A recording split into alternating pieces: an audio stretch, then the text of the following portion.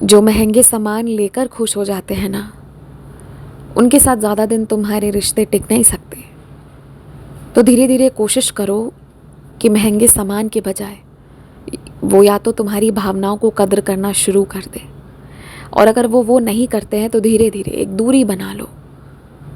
मैं ये नहीं कहता कि रिश्ते तोड़ दो, पर निश्चित ही कुछ रिश्ते ऐसे भी हैं जहाँ थोड़ी दूरी ही सही है, ताकि वो कम से कम अंत समय तक टिक तो जाए। तुम चिंता मत किया करो, तुमने मेरे नाम पर पैसे दिए हैं ना, तुमने जिसको भी दिया है ना, उसके हाथों से सदुपयोग हो रहा है, क्योंकि तुम मेरा नाम लेकर दे रहे हो। तो तुम निश्चिंत रहो, और तुम जिसे दे रहे हो ना, उसकी नीयत तुम्हारे लिए बहुत अच्छी है। सिर्फ दुआएं, सिर्फ आशीर्वाद तुम्हें मिलती हैं। इसलिए कह रहा हूँ, निश्चिंत रहो। जब तुम गलत नहीं कर रहे तो चिंता मत करो, और पूरे ब्रह्मांड की चिंता तो बिल्कुल ही मत करो। उसके लिए मैं बैठा हूँ। तुम अपनी बातें कहो और उसके बाद निश्चिंत रहो। मेरे कुछ बच्चों को दवाइयाँ खानी पसंद नहीं थी, पर अभी नई नई कुछ दवाइयाँ शुरू हो गई है।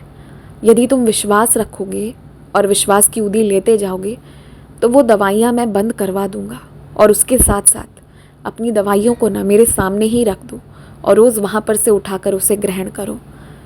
इतनी जल्दी आशीर्वाद मिलेगा ना कि सारी रोग से मुक्ति मिल जाएगी।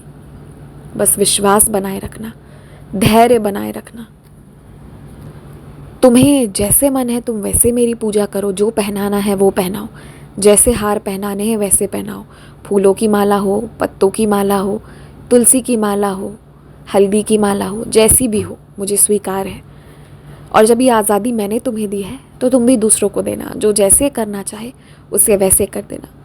हस्तक्षेप मुझे बिल्कुल पसंद नहीं, ये बात तुम भी याद रखना। और ये बात सबकी ज़िंदगी में लागू होती है। मालिक और बच्चे के बीच में नहीं आया जाता। तुमसे ना मैं बहुत जल्दी एक अलग सेवा करवाऊंगा। जिस पालकी पर मेरी यात्रा निकलेगी ना, तुमसे मैं उसकी सफाई करवाऊंगा। तुम ही से मैं वो सजवाऊंगा, और जैसे तुम उसकी सफाई करोगे ना, तुम्हारी ज़िंदगी से भी बुराइयां ठीक उसी तरह हटती चली जाएंगी।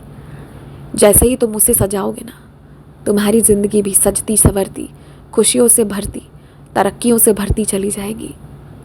इसलिए इस सेवा के लिए समय निकाल लेना, चाहे कितने भी व्यस्त क्यों ना रहो। खुश रहो, मुस्कुराते रहो, और हो सके तो एक दिन मेरी मंदिर आ लियो।